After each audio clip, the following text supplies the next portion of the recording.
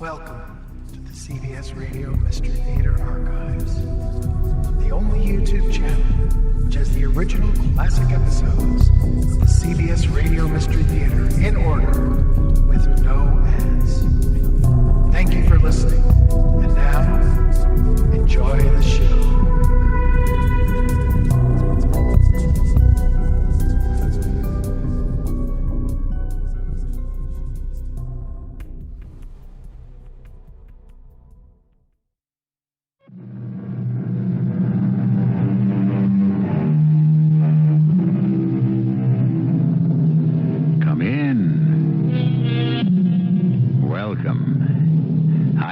Marshall. Many of you may not be familiar with the writings of William Austin, since his main claim to fame is that he was the forerunner of the famous Nathaniel Hawthorne. But it is as sad in a way as this haunting tale I bring you that he should have been so overshadowed by his famous antecedent. For no more poignant and heartbreaking, while at the same time terrifying story could be told than this.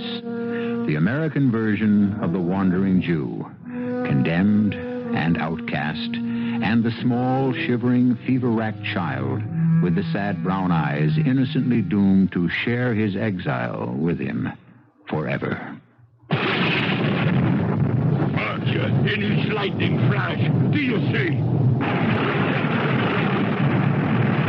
Eyes are dazzled. What should I be seeing? There, in the center of the cloud. What? An open carriage drawn by a fierce black horse, and the child clinging in terror to the man. There he goes, the storm breeder.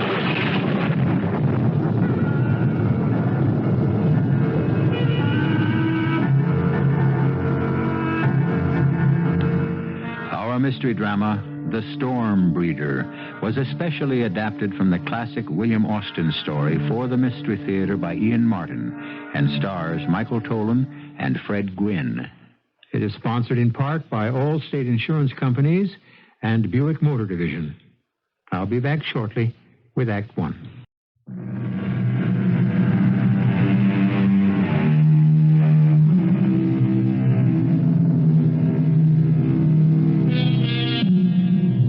The strange, weird, unforgettable fragment of American history brought to you here, we are indebted, according to William Austin, to one Jonathan Dunwell of New York. Mr. Dunwell was a judge, and as such a general officer of the court by profession, but by inclination an antiquarian and a collector of American history. It is his manuscript we bring to life. In the summer of 1820, business called me to Boston. I sailed in the packet to Providence, and when I arrived there, I learned that every seat in the stage was engaged. I was fortunate enough to find a seat with the driver. It being a pleasant night and he quite intelligent, we were chatting pleasantly when all of a sudden the horses drew their ears on their necks flat as a hare's, and the whole business of Peter Rugg began. What's the matter with the horses? Have you a shirt, too, with you? Well, I need no overcoat. My jacket is enough. You'll need one soon. You see the horse's ears? Well, as a matter of fact, yes. I was just about to ask why. They see the storm breeder. The who? You'll find out, sir. Keep your eyes ahead. I am. The road seems empty, and the weather is lovely, not a cloud in the sky. But you will see him soon. And the weather that follows will blot out the sun. Are you pulling my leg, driver? I wish I were, Mr. Dunwell, sir. Here, sir. Wind this blanket about you. But the sun is shining, and Listen to what I say. Protect yourself as much as you can. Approaching us was a weather-beaten chair, once built for a chaise body drawn by a great black fiery horse, traveling at least at the speed of 12 miles an hour. Seated in it were a child and a man who glanced at us as he passed in such dejection of spirit and hopelessness that my heart seemed to suspend beating momentarily. In the moment that he passed us, our horse's ears sprang forward and bent so that they nearly met.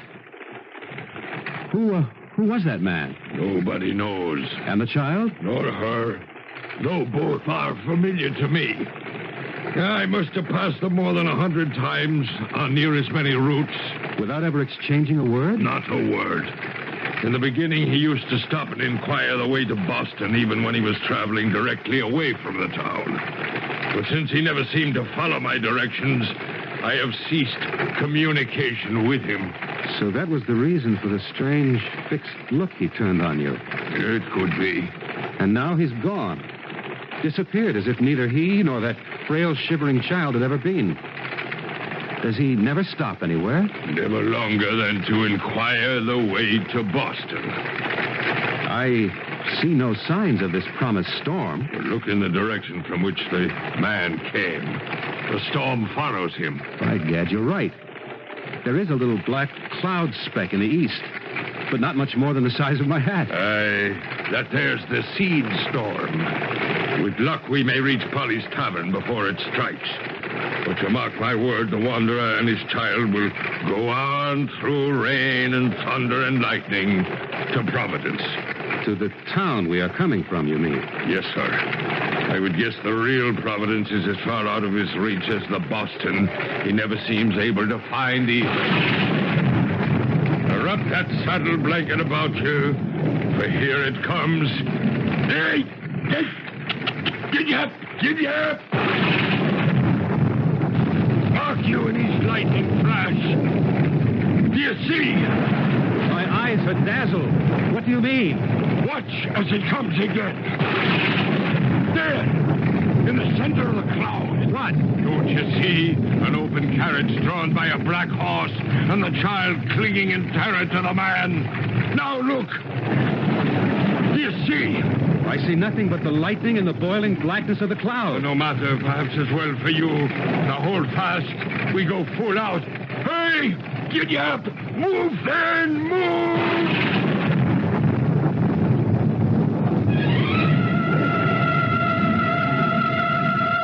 Within a few minutes, we had broached a rise, and sliding and slithering came down into the hollow to Polly's Tavern. In spite of the summer weather, a steam of damp arose from our clothes and those of other travelers. And the whole common room seemed to be awash with discussion of the storm breeder, whom almost all of them seemed to have met on the road. The name is Derwent, sir, of Boston, in the import-export trade. Jonathan Dunwell, recently seated as judge in our circuit courts, bound from New York to your fair city. Well, sir, my pleasure and privilege to meet so distinguished a gentleman. I'm afraid your city is fast surpassing ours in credit and notoriety. Not entirely, sir. I'm afraid a citizen of your city is the focus of all conversation tonight. The storm breeder. Did you chance on him? No, as it happens, not today. But too many times. Too many times? I could wish to see neither that man nor his horse again. For they seem not to belong to this world. Well, how's that? I saw them plain, father and daughter, passing us on the road. Did you speak? No. I have seen him wet and weary many times before tonight. And no one who has ever once seen him can ever be deceived again as to his identity. You know him by name? Yes, sir. Peter Rugg. Peter Rugg. But who is this mysterious man? That is more than anyone can tell exactly, save that he is a famous traveler, though held in low esteem by all innholders, for he never stops to eat, drink, nor sleep. But why does the man never stop anywhere? Long enough to speak to anyone, at least. Why, those who know the most about him say the least. It is asserted that sometimes heaven sets a mark on a man for judgment or for trial. I'm thinking of the one time Rugg spoke to me. I was in Connecticut at the time, on a winding road, my horse as weary as myself. It was toward dusk, and all of a sudden, from behind me, traveling at a reckless clip for those roads, a fiery black horse pulling an open chaise caught up to me from behind. Sir, will you tell me how far it is to Boston? 100 miles. 100? How can you say so? I was told last night it was but 50, and I have traveled all night. Problem is, sir, you are traveling from Boston. You must turn back. How can you tell me so? It is all turn back. Boston shifts with the wind. One man tells me it is to the east, the other west. Even the guideposts all point the wrong way. I think perhaps you're tired, and your little girl, too. Why not stop and rest? You're wet and weary. Yes, foul weather since I left home. Stop then up ahead at the inn and refresh. No, I cannot stop. You see what follows me? I must ever stay ahead of it. So I must reach home tonight. I pray you are mistaken in the distance to Boston. I wish I were. May I make so bold as to inquire if you are Peter Rugg? I think we've met before. My name is Rugg. I meet so many... I have lost my way. I am wet and weary. I would take it kindly if you would direct me to Boston. Where do you live in Boston? On what street? Why, Middle Street. Everyone knows the house, with the great shade maple, across from the cemetery. When did you leave Boston? I cannot tell precisely. It seems a considerable time. What, sir? How did you and your child become so wet? It has not rained in these parts today. The shower caught me back on the road a piece. It always catches me, unless I keep moving. Would you advise me to take the old road or the turnpike? Why, the old road is over 120 miles. The turnpike but 97. You impose on me. It is wrong to trifle with a traveler. You know it is only some 40 miles from Newburyport to Boston. But this is not Newburyport. This is Hartford. Do not deceive me, sir. Is not this river I have been following the Merrimack? Oh, no, sir. You are just outside Hartford. And this river is the Connecticut. Have the rivers changed their courses as the cities their places? Am I forever... But again the clouds are gathering. The storm is at my heels. God curses me for that fatal road.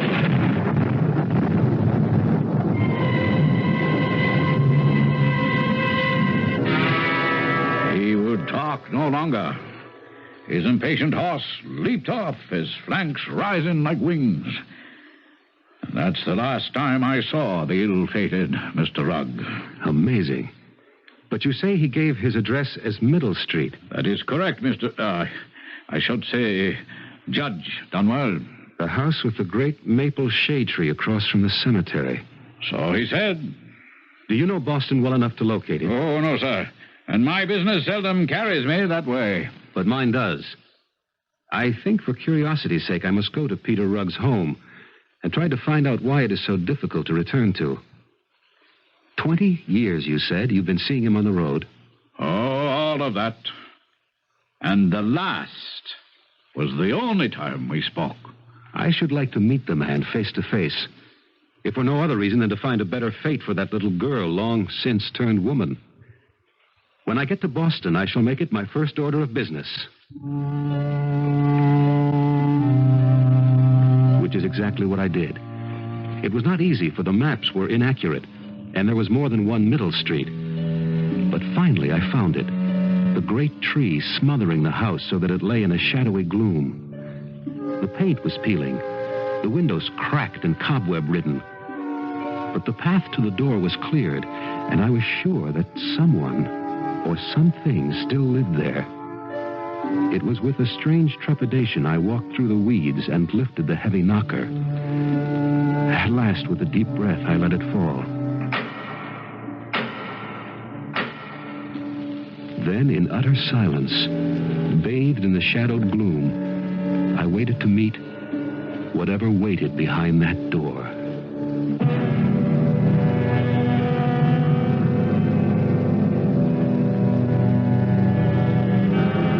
Abandoned by its master for countless years. Is it possible that any evidence of him has remained, or his family? Does some heartbroken woman still wait for that lost child, or even for the storm breeder himself? Who and what is Peter Rugg? Phantom, or reality, or legend?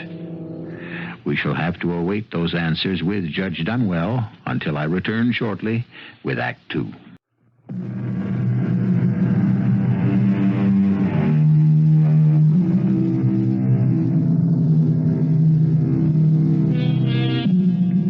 Judge Dunwell was never fated to have an answer to his knock on the door. For in the very moment that something old stirs and rustles within the house, outside it, the small noises are smothered by the arrival of the familiar black chaise and the snorting, prancing steed that draws it. Whoa, Lightfoot! Whoa! Don't you recognize home at last? At the sound of the arrival, instinctively I had withdrawn deeper in the shadows, finding perfect concealment behind a clump of overgrown rhododendra. Twilight was just upon us, as a confident and somehow younger man than I remembered Peter Rugg to be strode up the path, just in time for the door to open. The little girl sat timid and immobile on the seat of the carriage, as if knowing the hopelessness of it all. Somewhere, low thunder grumbled.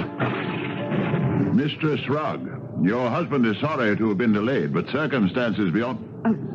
I beg your pardon, madam, but I am looking for Mistress Catherine Rugg. Who? Who did you say? My wife, madam, the Mistress Rugg. Oh, Lord bless you, sir. She ain't here. Ain't been here or in this world for 50 years. What do you mean? I mean, she's dead and gone like all of hers. Dead and gone and buried and lost. But that can't be. I'm tired and worn, but this... I know my own house. I live here. Oh, no, you don't. Not now you don't, whoever you are. I can show you deed and title which says that it's mine. It is true. It seems as though it might be on the wrong side of the street. I don't know. It's hard to... forgive me, madam. I'm confused. Everything seems misplaced. The streets changed. The people changed. The town changed. And what is strangest of all, Catherine Rugg has deserted her husband and child.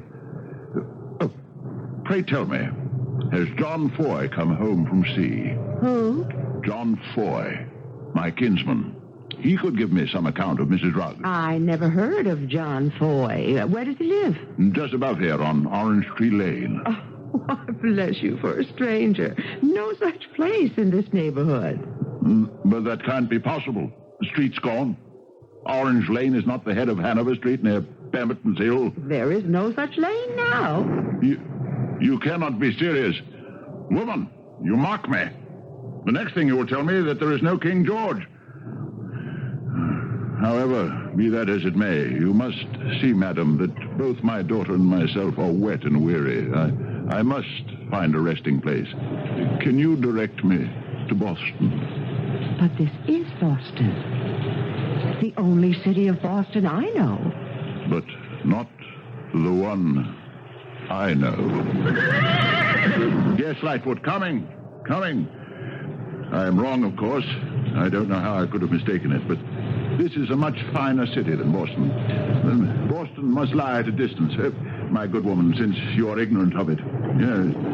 It's the same old story. No home tonight. I must away. No! Mr. Rugg, wait! Wait! Who are you, sir? Oh, 1,000 pardons, Mistress Croft. May I present myself? Judge Jonathan Dunwell of the Circuit Courts, but recently come to Boston. A judge? Have you some business with that man? Not legal business, but I had hoped to meet him here and question him. I am obsessed with a desire to know exactly who and what he is. I'm ashamed for allowing you to stand so long in the rain. Come in. Warm yourself by my fire.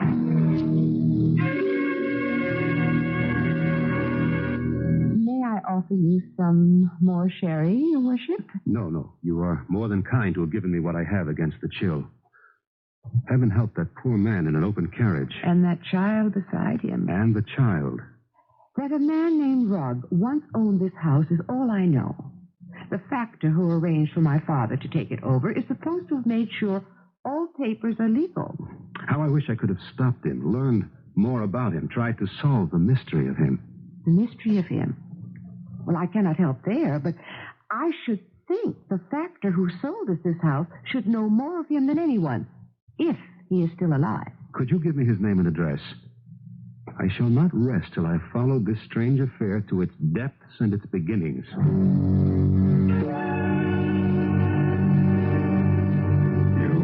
You understand the hour is late, Judge? Yes, I do indeed, Mr. Felt. You know the history of Peter Rugg, sometime of Middle Street in this district? I will be brief. He rented a property of mine in his youth. He was married to a fine young woman who bore him a daughter, as I remember. Jenny. So I believe was the name. But no matter, an offspring. And then without so much as a by your leave, he ran off with the child, leaving the wife to die, as I believe or remember. Yes. She died. Why? Well, damn it, she was deserted. Fortunately, Rugg left no creditors. He owned his horse and chaise, and after she died, it was all soon forgotten. Yeah, soon forgotten. I suppose he died. No. To the best of my belief, he is now alive and living. I have lately seen him and his horse and chaise, and his child. Oh, is that so? That's so. Well, now, I wouldn't presume to argue with a man of your standing that Peter Rugg could still be alive. I will not deny, but Jenny Rugg, if you saw her...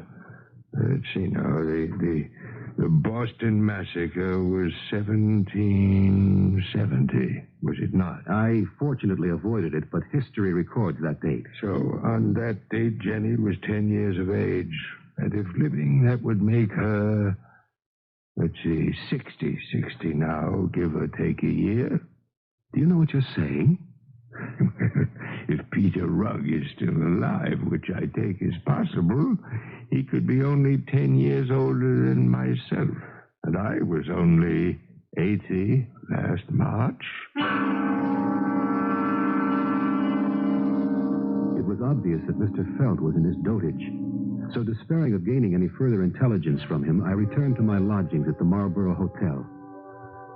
If Peter Rugg, I thought to myself, has been traveling since the Boston Massacre, there is no reason I can see now that he shouldn't travel to the end of time. And I might have left it there had I not descended to the tap room for a nightcap, and there encountered Mr. Derwin. I ran up against a man whose grandfather knew our elusive friend, Mr. Rugg, and can now tell you the whole story, such as it is. Then by all means begin. It seems that, if my informant is worthy of credit, Peter Rugg, a man in comfortable circumstances, with one daughter and a wife, lived in Boston on Middle Street. He was a man generally esteemed, save for one thing. Well, don't keep me on tenterhooks. What? An ungovernable temper, so violent that the wig would rise from his head, and while his fits were upon him, he had no respect for heaven or earth. A sorry spectacle. Some of it hard to believe. Less hard to believe than his punishment for it. Well, what does that mean, sir? Well, whilst visiting in Concord one day late in autumn, with his daughter in the chaise, drawn by his favorite horse, a great black beast named Lightfoot, a tremendous storm overtook them, driving them for shelter, as dark fell, under the roof of a friend of his, Mr. Cutter, who urged him to tarry the night. Which any man in his right senses under the circumstances would do. And he did not heed his pleas? Far from it, Judge. Instead, the veins standing out on his neck and at his temples, he screamed to high heaven. Let the storm increase. Let God and the devil wreak their worst. I will see home tonight, nor never see it more. And with that, he clapped whip to his horse and disappeared into the raging night. Never to return home? Never. Incredible. Worse than that. Supernatural. Why? The man is accursed, whether by God or by the devil, I know not which. Still, 50 years of wandering in search of his home. How could it be possible? Well, now, as to that, there are two theories. One I had from my informant. His grandfather said that on the day after he left Concord 50 years ago, his friends and neighbors started inquiries. But it appeared that Peter Rugg had stayed no place in Boston. And his wife had a strange tale. What tale is that? Sitting by the window, waiting on that wild night, there was a sudden sound like an earthquake. And indeed, the whole house rumbled underneath her as if about to cave in. Peering out through the storm, she saw a strange sight. What sight was that? Coming hell for leather down the street was Peter Rugg in his carriage, straining back on the reins in a vain effort to stop his horse, and crying, No, Lightfoot, no! May you be damned for the devil you are! Hold up, I say! We are held! Hold up, Lightfoot, in the name of all that's holy! Hold up! So that fiery horse of his had the bit between his teeth and would not stop? Yes, but there were those who discount the story, saying merely that Peter Rugg wanted to leave his wife and never come home at all.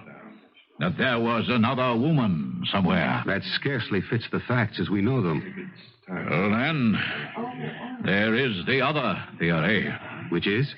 Perhaps best told by the woman who had the experience. Now, she's the wife of the toll gatherer on the Charlestown Bridge. Would you care to hear her tale for yourself?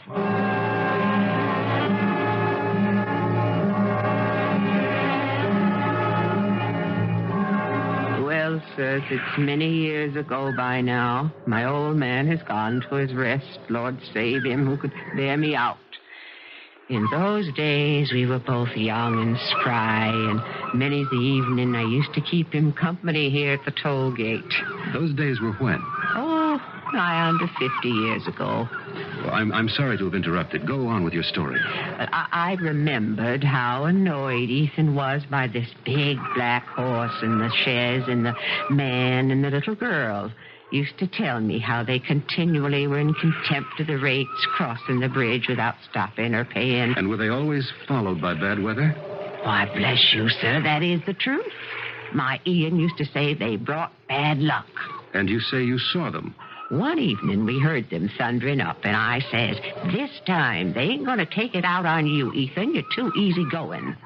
So when he called them to halt and they kept on, I had grabbed up a three-legged stool. Heavy it was, but I was young and strong, and I hurled it square into the horse's belly. And tell the judge what happened then. It passed right through that horse as if it were a shadow. He never even broke stride as a stool went skipping across the bridge. No, sir. That was a haunt. A ghost rider with bad luck right in the dust of his wheels. So, Judge Dunwell, what is your judgment? I don't know. Neither explanation fits the pattern of my mind. And I have a feeling that I am not yet done with Peter Rugg, nor will be till his fate is truly revealed to me.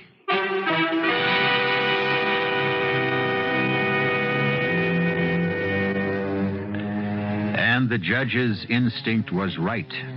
Neither he nor we are yet done with the haunting tale of Peter Rugg, the man or ghost who wanders so hopelessly in search of home and rest.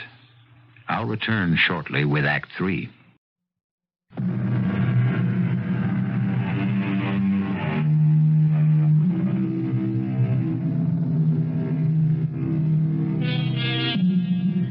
It was to be 5 years before Peter Rugg's and Judge Dunwell's paths crossed again. For some time, the judge had tried to track down the sometimes elusive person or legend, whichever he was. Then, being only human, Peter Rugg had almost passed from his mind until the rest of the judge's story, which you are about to hear now. In the autumn of 1825, I attended the races at Richmond in Virginia. There was great excitement, and the races were well attended, for it was a match race between two recognized champions, a roan called Dart and a light gray mare called Butterfly. At a signal, the gun sounded, and they were off. I was glued to the race. There seemed no way of choosing which horse might win, when suddenly there was an extra wave of excitement from the already madly cheering crowd. To my open-mouthed astonishment, appearing as if from nowhere in the rear, was a majestic black horse of unusual size, drawing an old weather-beaten chair. Effortlessly, as if his heavy non-racing vehicle, encumbered as it was by two occupants, didn't exist, he overtook the racing horses shortly before the winning line. And in concert, both Dart and Butterfly, as the horse passed them, lay back their ears and pulled up short, so that no contest was called. And the winning black horse and his carriage passed the finish line and faded away over the hill. In the clubhouse later, I was fortunate enough to have an introduction to one John Spring, the owner and rider of Butterfly. Jimmy said that was no horse that overtook my mare. No one can outrun Butterfly. No horse, that is. Why, I had bet all I have she would show her heels to Dart. No doubt she would if the... Good horse, make no mistake. Good horse is Dart, a great one. But not to outrun my Butterfly. That ox or whatever animal it was of frightened off our horses. Why, that makes no contest, sir. No contest. And yet it looked like a horse. In no fashion, sir. Nor was it. In no fashion. And that I can prove. How is that, Mr. Spring? By my own observation and countless others, sir. Would you like to see? I would indeed. Well, then, follow me. Now, you remember, just about here, both of them pulled up and let that interloper go by and disappear. Yes, the view is unfamiliar from this point, but I do remember it was shortly before the finish line. Exactly, sir. Both horses, after pulling up, walked deliberately to this spot of soft ground. Butterfly dropped her head and then lifted it, whickering in fright. And Dart followed by doing the same and snorting in a sort of anger. So all of us looked to what they had examined. See you them there for yourself, Judge. I was looking at the hoof marks of the black horse, which had carried on to the finish line and beyond. Horse? From the evidence of my eyes from the stands, yes. From the same evidence as I looked at the soft ground, Mr. Spring's strange claim had real validity. These were not the marks of a horse's hooves, but the evidence of another breed of animal or being. The hooves were cloven.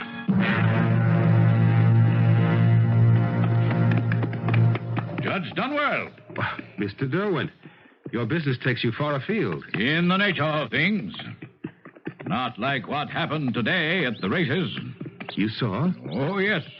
I was stunned, weren't you? I thought Peter Rugg had vanished. Oh, no, not I, sir. In the years since we met, I have come across him time and again and gotten soaked to the skin because of him in New Hampshire, Connecticut, Massachusetts, and the last time but shortly in Delaware. Have you spoken? The last time only. Tell me, if you will, what took place.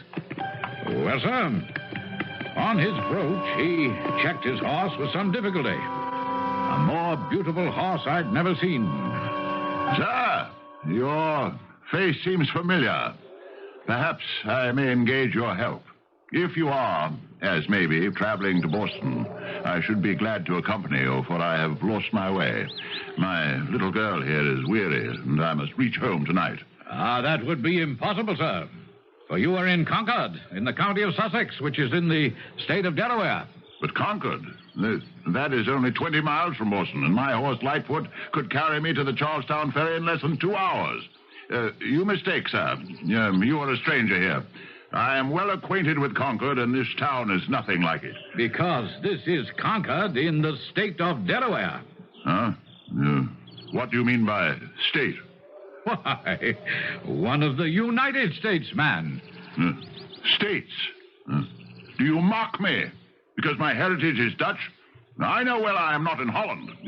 As a gentleman, I beg you not to mislead me. Tell me, quickly, for pity's sake, before my horse swallows its bit, he is so starved, set me on the right road for Boston. If I could, and I did, it would be 500 miles from here. 500 miles, you say? Nay, I will listen no more. This beats the Connecticut River. Get up, Lightfoot, get up!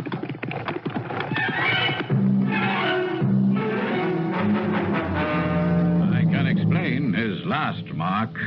I met him, as you may remember, outside Hartford, when he persisted in mistaking the Connecticut River for the Charles. So our wandering homeseeker is still abroad. Man or spirit, I shall not rest until he can. But how to help him? The courts were closed until the winter session. It seemed to me that the judgment on Peter Rugg was too great, too inhumane, too unreasonable for the extent of his small crime. I made it my business, wholly for once, to try to catch him again. But I always seemed fated to be just too late. At the toll gate on the turnpike between Alexandria and Middleburg, he had passed and paid no toll. But the toll gatherer was grateful, for he brought rain behind him to relieve the drought.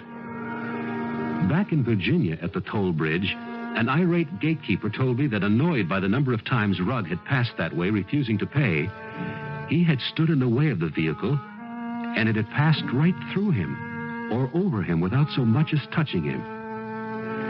On the ferry boat across the Hudson, a Mr. Hardy who collected fares showed me a fare that a man had given him, insisting it was 30 shillings. It might have been once.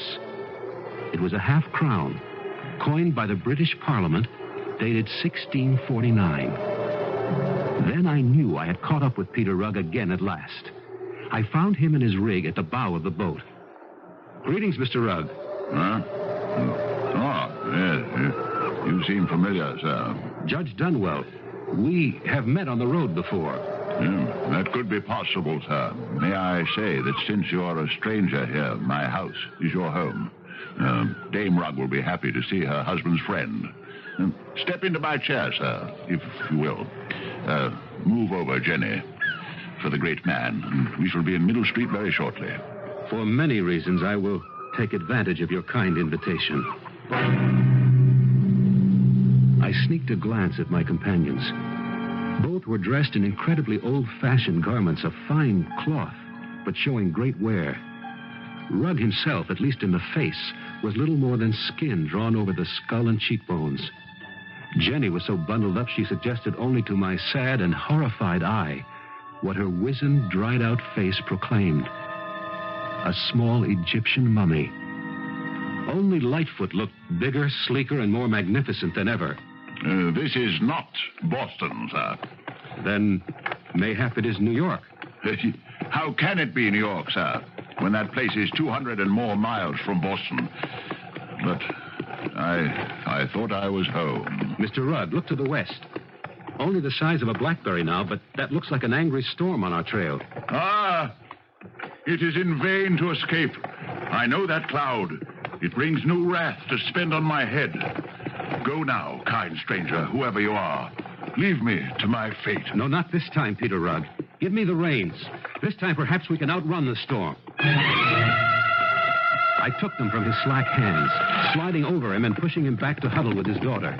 And it needed only one flick to send that strange horse on his way like the wind.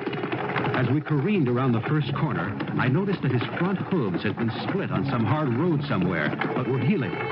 So Mr. Spring had been at least half right about the cloven hooves.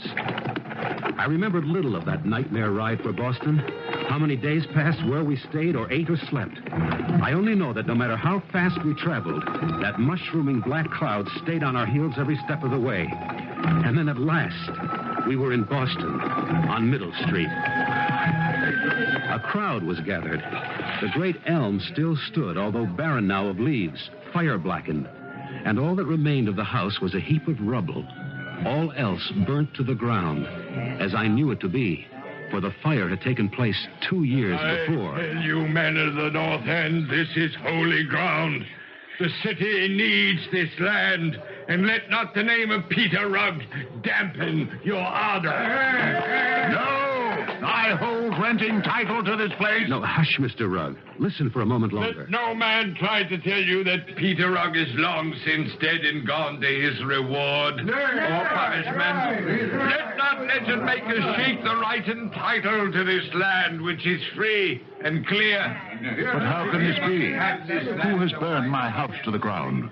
And who are all these strange people? I thought I knew every man in Boston, but I do not recollect at this moment that I ever saw one of these. Who are these strangers? Listen to me, Peter Rugg. The only stranger here is you. You have suffered many years under an illusion. Look behind. The cloud, the storm. Your nemesis is gathering. Then I must flee, away from home again. Though if you do, you have no home. If I stay, there is none left. Don't you see that for over 50 years, the tempest which you so profanely defied at Menotomy has driven you before it like a straw in the wind? And now it is too late. Your wife, your house, and all your neighbors have disappeared. You have no home left here.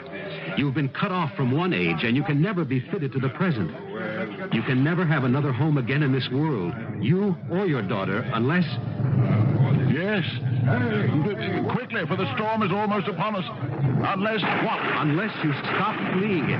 Let it catch up with you and perhaps pass you by. Then mayhap at long last you can find rest. Oh, rest. Sweet, blessed rest.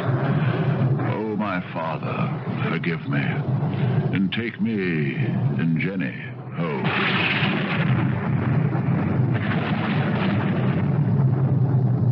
Great black clouds and teeming rain engulfed us all.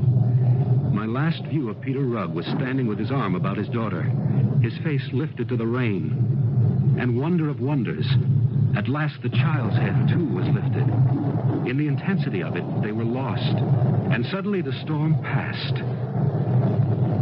For a moment, in its last fringe, I saw the two of them, eyes on heaven. And then, as if they had never been, chaise, horse, harness, father and daughter were gone. Where? I do not know. I can only hope home at last.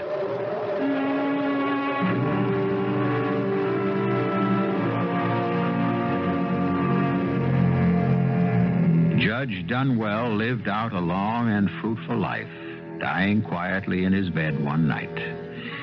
We do not know what his last thoughts were, but certainly one of them must have been that in all the last 40 years of his life, he never again met or heard of Peter Rugg. I shall be back shortly.